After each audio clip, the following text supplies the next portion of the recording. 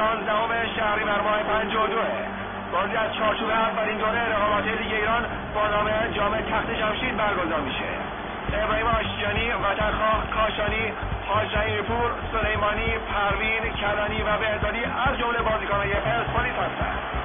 مربی پرسپولیس آرون راجرز، رشیدی، علاوردی، عبداللهی، جباری، جانملکی، روشن و مظلومی از جمله بازیکنان استقلال هستند. مربی استقلال رایکوفه.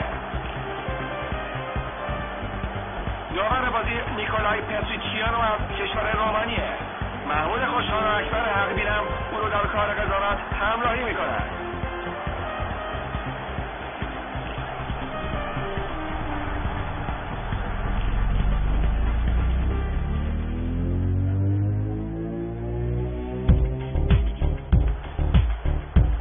آشیانی میفرسته، رشیدی اشتباه میکنه، موقعیت به گل، کلانی گل اول برای پرسپولیس، 1-0.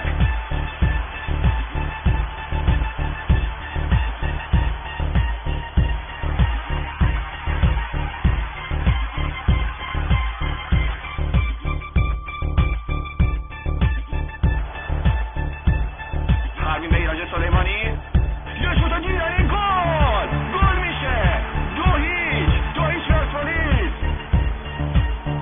خب نیمه اول حساب 2-0 پایان میرسه. کلانی و ایرج سلیمانی گل‌ها رو به ثمر رسوندن. بهزادی از فاصله 40 متری شوت میزنه، گل میشه، 3-0 پرسپولیس.